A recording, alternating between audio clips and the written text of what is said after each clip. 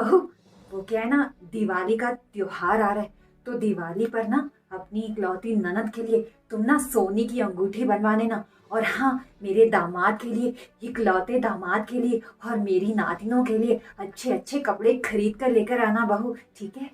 पर मम्मी जी, ननद रानी को सोने की अंगूठी देने की क्या जरूरत है?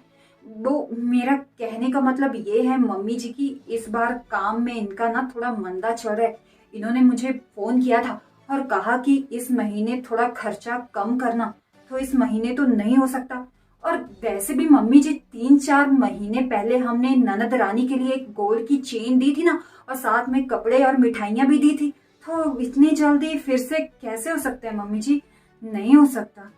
अरे वाह बहू, क्या बात है, इतनी कंजूसी एक ही ननद को देने के लिए?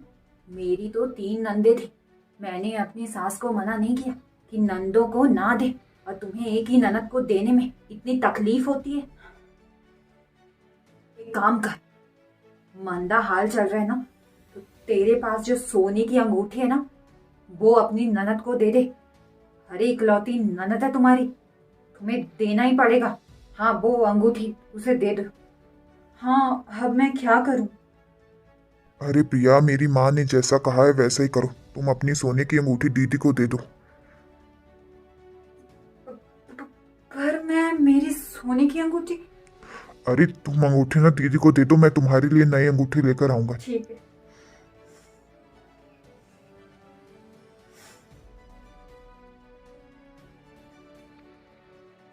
हरी बहू, एक बात बता, मैंने तुमसे क्या कहा था कि पोते के नामकरण पे अपनी इकलौती ननद को, यानी कि मेरी बेटी को, एक सोने का कंगन, चांदी की पायल, अच्छे अच्छे कपड़े, साड़ियां, सूट और मिठाई लेकर आना। अभी मैं कमरे में गई थी, तू मेरी बेटी के लिए सस्ता सा सामान खरीद कर लेकर आई है। शर्म नहीं आती?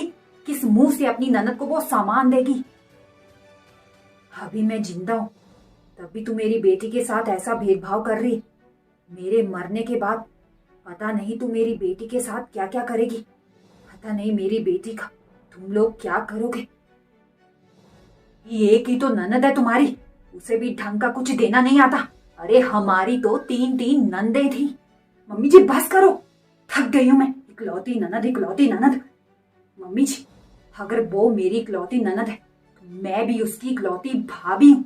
मम्मी जी, और अगर आपकी 3 नंदे थी तो पापा जी भी 3 भाई थे, सब एक बराबर देते थे। और हाँ, बुआ जी आपको काफी कुछ वापस भी करती थी, भूल गई क्या? मम्मी जी, आपकी ननद अपनी भाभीियों के ऊपर, यानी कि आपके ऊपर बहुत खर्चा करती थी, लेकिन मेरी ननद लेने के लिए बनी है, देने के लिए नहीं। जब भी यहाँ आती है, भर भर के बैग लेकर जाती है, जैसे ससुराल में उसका खुद का पति कुछ करता ना हो, यहाँ से लेकर जाती है।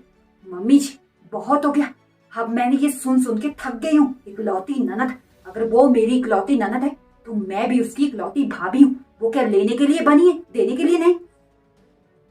और एक बात मम्मी जी, मेरे पति की जितनी कमाई होगी ना, मैं उतना ही खर्चा करूंगी।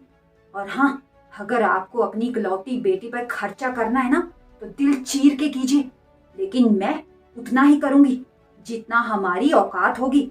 समझ गई? जुबान तो देखो कैंची की तरह चलती है। आने दे आज मेरे बेटे को, शिकायत करूंगी तुम्हारी।